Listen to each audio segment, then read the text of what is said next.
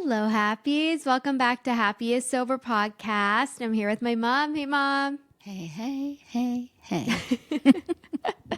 How you doing? I'm good. How are you doing? Good. Good. Already kicking off with what will probably be the busiest summer of my life. I feel like is already well in motion. Yeah. And yours. I know, right? It's a really busy one. But you Yeah. know what? What? I'm just deciding it's going to be so fun. It's going to be the I fun, love that. the fun, best kind of busy. Yeah. Mhm. It's true, isn't it? Yeah, right? I love that so much. Yeah. Well, perfect segue right off the bat because we're talking about sober summers today, Yes. which This is good. I feel like it's a needed topic every year. Mm-hmm. Why, right off the top, Mom, why do you think that summertime is such a challenging time in first year or two of sobriety? Oh, you want to know something, Maddie? I'm going to ask Yeah. you this question. Okay. Is it the most challenging time? Because I think It was for me. the most, but Yeah. I think it depends on where you are when you're getting sober. Yeah. Because what if you got sober in, I don't know, October? Well, I And got so- sober in November. In November. Yeah, And and then I so- had the holidays. Summer felt harder. It really did for me. Did it? Oh, maybe Yeah. because, so this is interesting, maybe because you were expecting, or the beginning's going to be hard. And maybe as you're getting farther along, you think, yay, I'm making progress, and all of a sudden summer hits. But what I'm thinking isn't every month, let's say you started in, I don't know, April Yeah. or May, and you're really feeling motivated as you're coming into summer, maybe then Christmas is going to be the hardest thing. Right. You know what I mean? Yeah. And the only reason I'm saying that is I really think what's hard is if you're expecting it to be hard. Counterpoint. Yes. I wasn't expecting it to be that hard. You weren't. No, Okay. genuinely. I take that back. And you might be right. Look, expectations No. are powerful. But you know what? I always say about summer is that because I got sober in November, went into the holidays. Obviously, the holidays were hard but also it was just because I was in early sobriety in general. But then when we got to warmer weather, I was around kind of 7 months sober. And I remember being so caught off guard with how much it hit me and how hard it felt when the weather got warmer. So it must just be your own associations with Yeah. that time of year. I think right? so. I do think that's what it is. Because I wanna push back just a teeny tiny bit on the narrative that summer's really, really hard. Because it doesn't have to be really, really hard. I do think it has to do with our own expectations, right? Or our associations. So Yeah. if you have the association of woohoo, it's party time, or it's, but is that harder than woohoo, it's Christmas time, or it's New Year's Eve, or it's, I don't know, is it? You tell me. It was for me. It was for you. Yeah. It Okay, was. fair. And I know a lot of people in the hub, it's summer comes and suddenly there's a lot of Yeah. I think that people, and I was one of them, tend to struggle more with romanticizing in the summertime. I think there's something about summer that might make us romanticize a little bit more. And I agree with you, Mom. I think especially if we're looking at the first year of sobriety, every month, every season, every holiday that you're going to encounter in a year is going to be a sober first. So it's going to be, every first is going to be hard. But I will say for me, the first sober summer was harder than I anticipated for it to be. Yeah. Actually, two things about that. Number one, it was hard at first. Right. Yes. That's an important distinction. It's not like my whole summer was hard, but what I'll say is that when weather warmed up, I was it shook me how challenging that felt off the bat.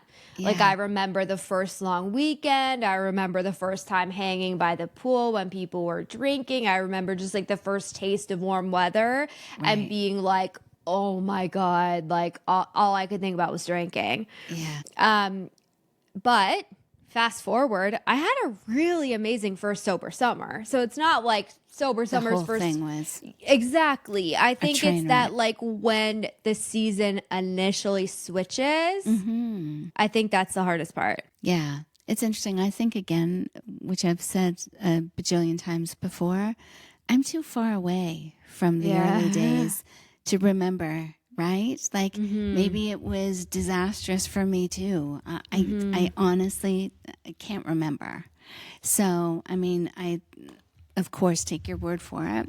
That was how it was for you. I do think it is all the associations. And I guess really when you think about it, you know, you are more active in the summer. That was about to be what I was going to say next. Yeah. People are kind of hunkering down more, staying in. And the summer is kind of about getting away for weekends, doing, you know, probably more road trips, maybe of people who are campers. Although I don't know why people are story campers. So, yeah, right? So people are out and about more, I guess. So, yeah. Yeah, I think that's part of it. I think, so a couple things. I think that there is something about summer that makes it easier to romanticize. But I think on the flip side of that, because summer can make it easier to romanticize alcohol, because you think about like, oh, like sitting by the pool or sitting on a patio or like sitting outside having your glass of wine. But I think that even though it can be easier to romanticize alcohol when summer comes around, summer is also an easier season to romanticize sobriety, because all those things that might make you think about drinking are things that you can romanticize about doing sober. Like, oh my God, I can sit outside and have my morning coffee. Yeah. In the backyard, I can watch the sun come up. I can like go on a nice evening walk. Like all those things. There's so much to romanticize about the summertime in general, so we can kind of flip our attention that way. But yeah, I think also it's just a really social time of year. Like you said, people like in winter, people are out less. They're kind of hiding out a little bit more. But like summer comes and there's a lot happening. There's barbecues, there's weekends away, there's just like patio weather in general. There are all of these associations. Absolutely.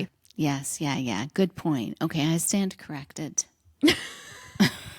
Well, it's not about being corrected, but but it kind of is, and that's okay. Hey, when you're wrong, right? No, it is true. It is. I can really, I concede. I say yes. It's just a busier time of year, isn't it? But you know what, Mom? I kind of love the fact that like you're so far away from summer feeling harder that like you didn't even believe me when I said it was. I feel like that speaks to the joy of sober summer that we can find when we get past the hard one. That's true. Really good point. And it is. Oh my God, it's so much more joyful. It really is. Yeah. It really is. Yes. Yeah. And let me say, I think I've said this in past sober summer episodes, but I'm going to say it again. I remember, and I know I've told this story, but like it was the first long weekend, first taste of warm weather. We were hanging by the pool and I had to keep going inside crying to you because I felt so left out by the drinking happening around me. I used to love drinking by the pool and like watching like Jack and my sisters drink by the pool and feeling so like I was like on the outside of it, but I was also watching them do something that I loved so much that like I wasn't doing anymore. Like it was so hard. But then like fast forward, and I'm not talking fast forward next summer. I'm talking fast forward like that same summer. I remember like going out with my sisters and being the designated driver and like sitting on patios and ordering like a yummy like ice blended like frozen mocktail and having lots of fun and driving us back like windows down, blasting music and just feeling like this is where it's freaking at. Like this feels like freedom. This feels so fun. And it was that same summer. So as much as like, yes, it takes time and it does. Like it took time for me to get to the place where the first taste of warm weather didn't make me romanticize or miss it. But it's also like even just getting through those initial hard moments. Like I just always think if I had been like crying in the kitchen to you and been like, screw this, I'm not going to be this sad and miserable all summer and drank, I wouldn't have gotten to see that on the other side of that hard moment, like you get to rediscover like how that time of year can feel and how you can have so much fun in such a different way. Exactly. And I think, isn't it like it just always makes me smile a little bit or a lot when, you're recounting, and even the way that you said that is sort of like what probably the brain process or what the mind would have been saying is like, oh my God, I don't get to do this thing that I love doing so much, when really in reality, you didn't love doing it so much because you were trying to get sober. So true, right? Mom. And I'm always like, makes me smile a little bit just because I know it's going to click. But this idea like I don't belong, it gets so funny to me that the thing we're telling ourselves that makes us belong is just the liquid in the glass. Right. Right? Yeah. Because now you can be with people who are drinking and you don't feel like you don't belong. You know what I mean? Like that's not the thing that makes you belong. You might not be a drinker, but you're still with your sisters or your friends or whoever happens to be in that circle who's drinking. Like I just love how the belief shifts. Yeah. Right? So true. As you true. Yeah, as you move along through sobriety, what you once believed was true, right? Dissolves. Yeah. So and true. New beliefs are replaced based on new experience, right? If you allow it. Yeah. If you allow it. If you stay really fused with your story, like this isn't fun, I don't belong. If you really stay, tightly anchored to that, then of course your experience isn't going to change. But if you give a little bit of space for what else could be possible, right? Then the truth bubbles up for you. Yeah. And you get to discover it. Yeah. So true, Mom. I love how you said that. And I think that's always such a helpful thing to remember, is just like, it's not about like doing a 180. Like it's not realistic to do that 180 of like being in that place where you do feel left out, or you do feel like I don't feel like I'm ever going to have fun in the summertime again without drinking, or like I'm not going to enjoy it as much. It's not about convincing yourself to believe something you haven't experienced yet, but it's about opening up your mind to, okay, maybe it's possible that I can. Maybe it's possible that even if I can't see it yet, I am going to be able to discover that. Maybe it's possible that this is going to be a process that will like over time is going to slowly shift, right? And even just opening up a little bit to that possibility is going to change how you experience things. Yeah, exactly. So true. Yeah. Always fun to listen to you talk about how you used to feel, think, see it, and now how you see it now. Yeah. Yeah, I know it is cool. And even thinking like, even that my second sober summer, I can remember like having, again, I was like in my second sober summer and I was like, I got this. And I had some serious moments of like romanticizing too, that summer as well. Like there is kind of something funny about the weather warming up and the associations that we have with it. Yeah. Right? But now I guess this would be my sixth sober summer. Yeah, this is my sixth sober summer. Yeah. Jeez. I don't That freaking went think about it fast. anymore. I know. Yeah. I don't think about it anymore. Like when weather warms up, there's like it's like I've broken the association Right. of like warm weather equals drinks on a patio, drinks by the pool. Alcohol is what makes summer fun. Like in the first few, I had such strong associations, right? But it's like the more you get through it and start to create new associations or new sober memories or new ways of doing things in the summertime, it's like that just weakens. So now when weather warms up, I'm like, I'm not even thinking about it at all. Right? Yes. Which is so cool to see. Yeah. I know. I love it.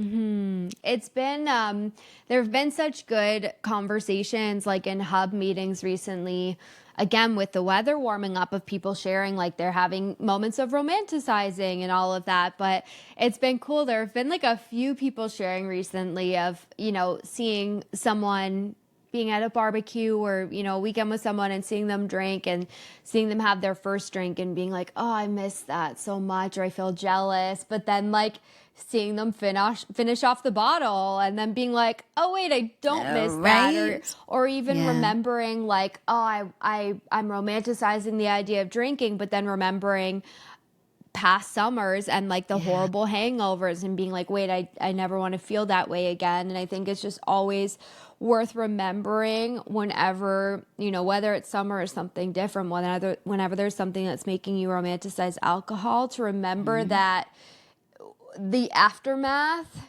is like, you can't separate out. You can't have one without the other. You can't have the like one drink that you're romanticizing without everything that came along with it for you. And that's when you really have to play it forward and ask yourself like, okay, well, I really wish I could drink on a patio, but do I also want to wake up tomorrow and forget things I said? Do I want to wake up tomorrow feeling really anxious and shameful because they are a package deal? Like you can't have that without having everything that goes along with it. And it's so important to stay connected to that truth, I think, especially at this time of year. Yeah. How early on for you, when you think back to your drinking days, how early on did you make the connection of, I'm probably going to drink too much and I don't want to, but I don't know if I can't? Ooh, that's a really interesting question, Mom. Wait, can I just say that's really fun? Because I feel like I always ask you questions going backwards and you're like, I don't remember, like I can't think backwards, and now I'm on the other end. So in my drinking days, when did I start to say... When did you start to feel like, oh, I really want to drink, but I'm probably I always am drinking too much. I don't want to drink too much. Am I going to be able to just have a few drinks? Like, did you have those conversations going on in your head with yourself? Like, don't drink too much tonight. Like, Okay, what I'll say, in like my university party days, I always drank too much, but I was like, that's the name of the game. Like I was never trying to not drink too much, because I felt very like binge drinking culture at that time is so like normalized. Everyone's like, we're getting blackout tonight, which is absurd. So I feel like I always drank a lot, but I never was trying to keep it under control, because even though I did, and it's funny to say that because I struggled with really bad anxiety in those days though. Like I have some vivid memories of the day after drinking in university, being in my room and like a mess, but it's almost like I still didn't connect it enough to be like, maybe don't black out tomorrow don't drink that night. right. But you know, when I think it was, I will say, I think when I started like working after graduating, then like being in situations with coworkers was the first time where I had the mindset to be like, wait, this is a circumstance where I shouldn't drink too heavily. Right. And were you worried? Like, oh God, what if I overdrank? Or did you feel like, no, check, I got this? No, I would be worried. Oh. Yeah. You'd be worried you'd drink too much. And so did you have so when you were worried, oh, what if I drink too much? Was any dots connecting in your brain? Like, if I can't like, this isn't good if I can't say, okay, I'm not going to drink too much. Like, did you, or were you kind of just not wanting to make the connection, look at that? Was it one of those things, like, if I look too closely about that, then I'm acknowledging something I'm not I didn't ready want to to look acknowledge. closely at anything yet. Yeah. I do remember. Did you try and control it? Sorry, go ahead. Yeah, I did try and control it in work settings. Isn't it so funny when you get talking about these past times and like little memories come up? Because I can remember, even though like in even university days, even though I wasn't necessarily trying to control my drinking, I can still remember feeling some like unease and anxiety going into drinking situations because I knew I was letting go of control. Like I can remember feeling beforehand a little bit like, okay, like a little bit maybe uneasy about what I was going to do. Not necessarily how drunk I was going to get, but like, what if I do something bad? What if I do something I really regret?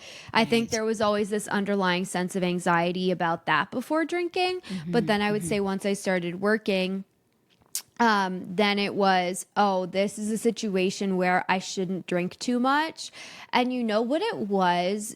Maybe more so at that point, more so than like, I'm not going to be able to control it. It was also just feeling like, well, this is depressing. Like, I don't want to be in a situation where I have to try to control my drinking. Like, so I think it felt like a not fun, or it was like womp like womp. I have to, yeah. But I think when it flipped to where I could not trust myself for the life of me was like Australia.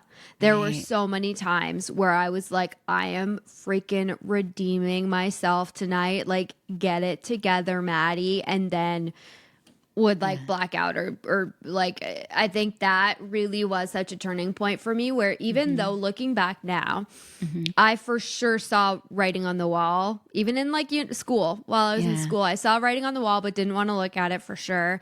Cause I can remember you asking me questions, Mom, like a little bit like, so do you notice like when you go out, do you notice you have a point where you just stop drinking, where you're done? Like, do you remember asking those things? Yeah, I do. And I remember, like, I think kind of dodging it a little bit. So I think I did have this gut knowing, but was like not going to acknowledge it.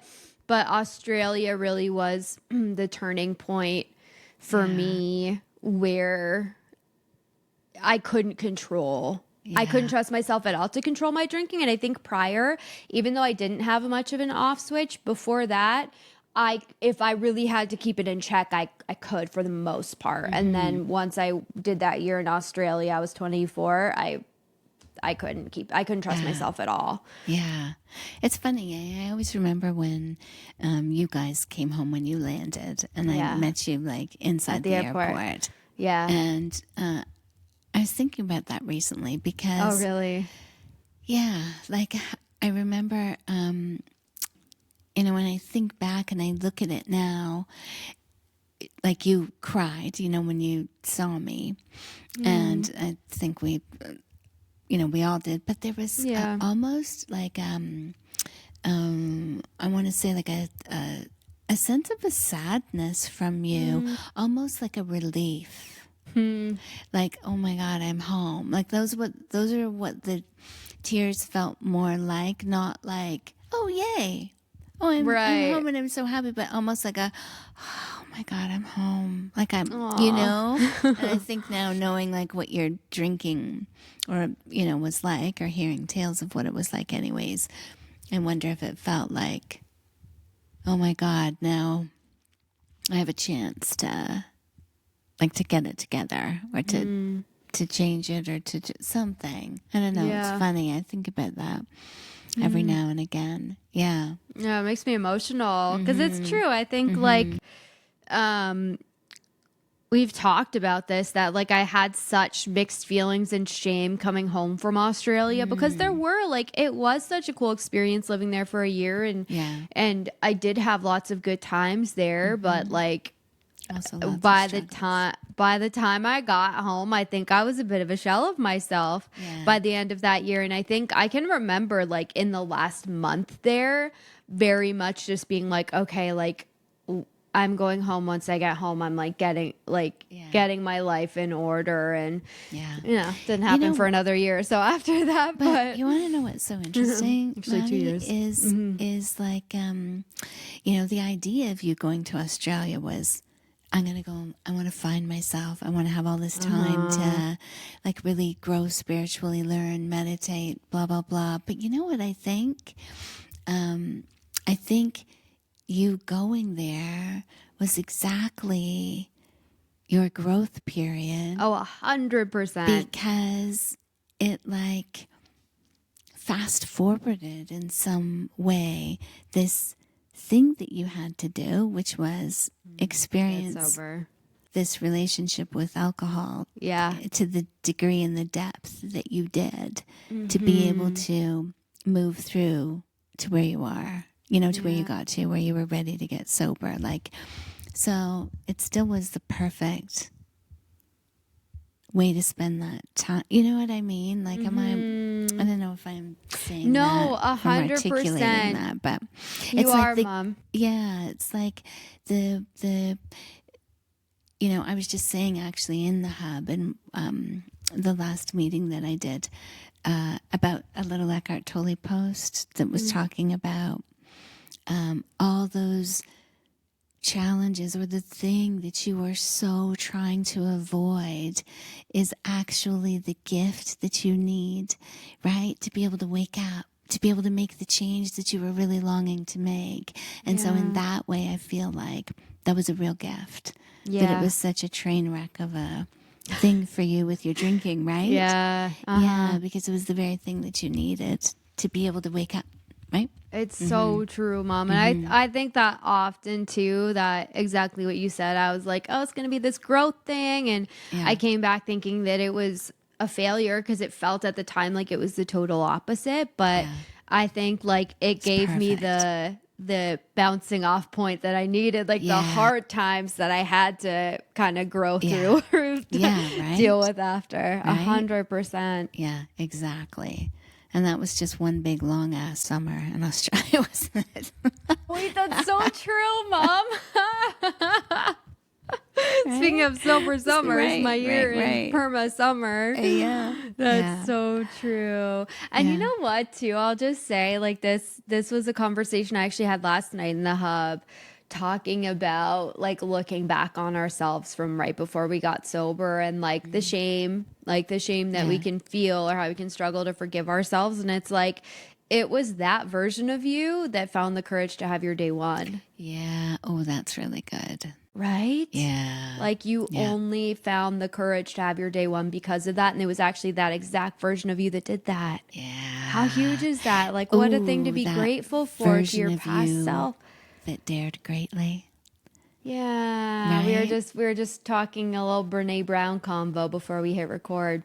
Yeah, that there's no such thing as courage or bravery without vulnerability. And I mean, there's nothing that makes you more vulnerable than kind of hitting that bottom, right? Then, yeah, that's really good. I love that. It's that version of you, that struggling, sad, depressed, lost version of you that did the brave thing, right? Yeah. So you got to love that version. How courageous. Right? Right? Yeah. How courageous and brave. I love that. It's so true. And you know what? This is such a great reminder too for anyone who's listening, and like you're staring down this sober summer and feeling like it's making you want to drink. Like, the reason you're sober right now, the reason you had a day one, is because you were in that place. Yeah. You were in that place of suffering, struggling, not wanting to feel that way anymore. That's why you had a day one. That's why you had a day two. That's why you're here right now. And so don't get caught up in the lie of what your brain is telling you drinking would look like this summer, because the truth is you being right back where you started. That's right. That's exactly what it looks like. It's the old, like, when someone shows you who they are, believe them the first time. So when you've seen who you are, right, what your relationship is with alcohol, believe it. Yeah. Believe it the first time, right? Like, you don't need to keep retrying it. Like, oh, maybe I can take a drink now. Maybe I will be okay. Maybe it will be different. No, believe that first version that suffered all that time, that's now got sober. Nothing's going to be different if you pick up a drink again. Nothing's changing. Nothing. Alcohol's not changing. Your relationship with alcohol's not changing. Yeah. Actually, it will change over time, but not for the better. That's right. That's right. It'll just Right? get worse. Yes. 100%. Mm-hmm. Oh, such good reminders. Anyone romanticizing alcohol. It's normal, first of all. It's normal for changing seasons to make you romanticize, because just like we said, we have these strong associations, and like weather or times of year, it's like different cues that bring up those associations with your brain. It's like warm weather, here's what I've done. Like that neural pathway is so ingrained, right? And so be kind to yourself. It's not like, I think it can make us feel shame sometimes to be like, oh my gosh, I'm having these thoughts. You can be kind to yourself about it, but then our work is just what we do in response, right? And what we have to do always is return back to our own truth. And then to flip this here from the negatives of drinking, what do you love about a sober summer, Mom? Yeah. Well, I love everything about summer. Right. Yeah. And of course, summers are sober for me. What do I love? Morning coffee on a patio, a deck. Yeah. I love it. Isn't it so nice? Oh, evenings. Summer evenings. Shout out. They don't get enough credit. We talk about the mornings, sober evenings. Oh, so good. Love. Yep. It's warm outside, right? The sun's going down. I've been noticing actually the last few nights we've been standing out on the deck, and you can just hear the birds all chattering just at the end of the day before it goes quiet. And then I could hear the crickets. I think all those things you wouldn't notice if you were drinking, right? What else do I love? I don't know, Maddie. Like, what don't I love? Like, I love summer. It's my favorite. It's my favorite time of year. Yep. I was going to say ice cream. I had an ice cream cone yesterday. Hey, I had ice cream last night. Right? Hey, we had lunch on a beautiful, gorgeous. Yesterday was such a good day. yesterday. Okay, Happies. My mom came into the city with my sister yesterday, and we actually toured my sister's wedding venue because she's getting married in August. It's the summer of weddings over here, and she's getting married downtown Toronto, like beautiful, like kind of high rooftop, whatever, balcony. So we like got to see the venue and have gorgeous views. Then we walked and we found the cutest little patio with the yummiest food. First of all, shout out, I ordered an iced latte on this patio and it came out in like a little like a stemless wine glass. And I just thought that was like such a fancy. Cute. Yeah, it was a very fancy, cute aesthetic and I loved it. And then we just had the nicest little... Wasn't it? Yes. And it was so pretty. This little patio was so pretty. There were flowers, planter boxes with flowers and greenery and just pretty umbrellas up. It was just so quaint. So on a sweet little side street. Yeah. Those are things I love about summer. And I love... Come on, you're just not going to appreciate it or enjoy it when you're drinking because you are just focused on the drink. You're just focused on the drinking. You're not right. And you're getting your little buzz or your little high, your little dopamine hit from the alcohol. You're not getting it from just the very ordinary, beautiful things in life, right? And there's something so different about that. There is something so different because when you are just getting it from the very ordinary, beautiful things in life, right? You are also incredibly present then at that time in a way that you are not and you can't be when you're getting drunk, right? Yeah. You're so just not. true, Mom. You know what? Okay, now that you say that, here's I always think when we can like compare how our old self, our drinking self would have been at something, I always think it can bring us such good sober gratitude. So as we're talking about this, I'm like, okay, if we had gone to sit on that patio and I was still drinking, I would have ordered wine. I would have been so fixated on it. I would have wanted more glasses of wine. I wouldn't have cared about the food as much. I wouldn't have been delicious. So good. But wait, that little donut that you got, us to go, I just had it today and it was so good. So Did you get yourself one? Right. Yeah. Oh my God. It was so freaking yummy. Wasn't it good? Obsessed. Yes. Anyway. The food was so good. I wouldn't have enjoyed that. And you know what else? Like then, and it was a lunch. Then the rest of my day, like I can think back to times in the very end of my drinking days where I was living alone and I would like go out. Like I know that I would have been conscious of like, okay, don't get like day drunk in front of Mom at this lunch. So I would have probably just had like a couple glasses of wine. But then you know what I would have done? Gone home and kept drinking. That's right. That is such a good point. Yes. It's not just that time. The whole entire rest of your day is then spent thinking about, focused on, wanting more, right? That's all you think about. I know. Then it takes over. It takes over. Yeah. I know. You lose it all. I know. Isn't that so important to remember? Like we really do gain so much. And I don't know. I always just think summer is such a great time, as much as, again, like when it first comes around, it might feel extra hard. It might be like, feel like there's just triggers all over the place with the weather being warm, or like you're walking down the street, there's people out on patios, like having drinks, like it is around you more. There's more events.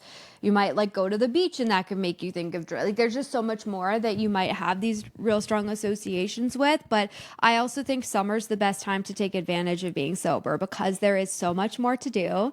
There's so many ways you can take full advantage of the day and you don't have to waste any of it. You're not waking up on like a gorgeous summer day with a hangover, feeling like crap, wasting away the day. Like go enjoy it. Like feel like reconnect back to how summers felt when you were a kid before you started believing that alcohol was what made life fun, because it's not, and it never freaking was. I love sitting on a patio and people watching.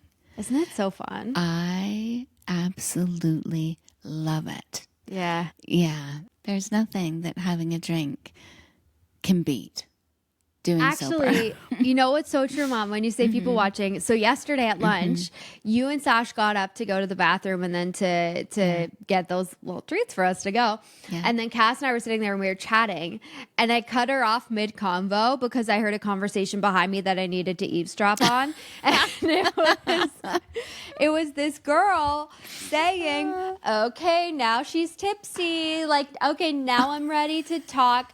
And I'm not kidding you. Her actual words were, now I'm ready to chat. Now I've like numbed all that stress I was feeling. Now I can talk, kind of thing. And I just was like, gave Cassie a look and I was like, wait, I need to hear this conversation. And like everyone, of course, at the table was like, yes, okay, like finally kind of thing. Like, and Isn't like those little, funny, isn't it so funny to just be that observer of those things? And like, would have been me. Funny that she can't talk unless she was a little tipsy. I know. Not true. Yeah. Just a thought. She's a belief. believing. And so it is. So it is her truth. Yeah. Because she believes it, right? Yeah. But how good to know, like, there we were, enjoying, taking it in, loving our lunch, loving our conversations. Like, I came away in the best mood yesterday. I was like, that was such a cute, nice little outing, right? And how nice to know that if I was drinking, it would have either been having drinks and then the rest of my day derailed because then I just wanted to keep drinking. Or if I hadn't had the drinks, you know what else, Mom? When you're still drinking and you do something where there's not alcohol involved, then you feel like it sucks. I know. You like can't if I enjoy was if I was a drinker and we were just like, I had to drive later, we just like no one was ordering drinks and I felt weird, I would have spent the whole time being like, this sucks, I wish I could have a glass of wine. This is like boring. Yes. And the only difference is the belief that alcohol is what makes things fun. But here I am now, all this time later, not having that belief, and I had the nicest time. Right. Right. I know. Expectation bias. Yeah. Right? Yep. Yeah. You expect it's going to be boring if you can't have a drink, and voila. Yeah. And isn't that just like when we really look at that, like we render ourselves so powerless. If you believe that the only way to have fun, the only way to experience those feelings is by drinking, then you can't get there by yourself. Yeah. Like you're yeah. depriving yourself of feeling all those good feelings all on your own, which you can do. And they're actually so much better. Yeah. So true. So true. Well said. I love it. And I love sober summers. And this is from someone, again, who like it was one of my biggest challenges. But you get through the challenging moments. You play the tape forward. You remind yourself of the truth. You remind yourself of how you don't want to feel anymore. And on the other side of those moments, you get to discover it in a whole new way. And like now it's my favorite time. I get a lot of sober gratitude actually in the summertime. Yeah. Yeah. That's awesome. I know. You just listen. You just stick with it, and you will get to the place where it's joyful, naturally, where it's easy, where you don't think about it, right? It's just ordinary, lovely, wonderful life with its challenges and its ease, right? But just because it's life and not because it's involving, drinking and drama. Yeah. And, 100%. So good. Do you have, Mom, any last like tips? Like if someone's listening to this and they're struggling with start of summer, staying sober, do you have any kind of final tips or words of wisdom for that person? I guess I always think like if someone is struggling to stay sober, what do you think that drink is going to give you? That's always my question. That's a great question, Mom. Right? And know that you are the one who can give it to yourself. Right? And so it's like, I think that's the thing for me is what do you think it's going to give you? And why aren't you just giving it to yourself? Yeah. Right? Because, like whether we think it's going to quiet our mind, whether it's going to, whatever, relieve stress, I always think those things are optional.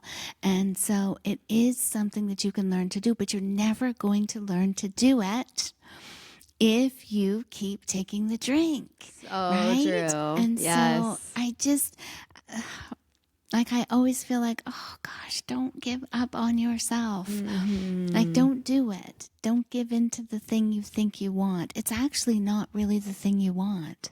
Yeah. It's just the thing you're wanting to do because you're wanting to avoid the discomfort. Yes. Right? So true, Mom. Yeah, that's such you're a good wanting point. to avoid whatever is feeling uncomfortable in the moment, whether you're feeling bored, whether you're feeling awkward, whether you're feeling sad, whether you're feeling like whatever it is, right? And it's like if you just remind yourself, you can sit in it. You can sit with boredom. You can sit with awkwardness. You can sit with sadness or loneliness or, whatever it is. Make some space for it. You can sit there with it and it is going to just pass through you, right? And when you do that, when you learn to do that, there is nothing else you will need, right? You won't need that drink because you won't need to be avoiding this thing. You'll know I can do it. Yes, I'm capable. So true. Yeah, that's the thing. That's not going to be the most helpful thing for somebody who's brand new.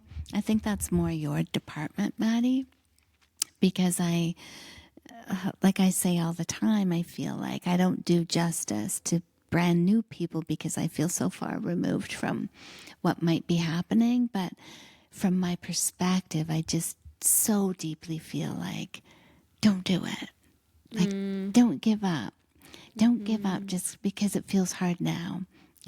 Like you've said many, many times, it's not going to feel hard forever. So hang in there and know it will pass. That's what comes to my mind, and I don't know how helpful that is, but that's what pops so well in my said, mind. Mom. I love that. But you can give your version of someone who might be struggling.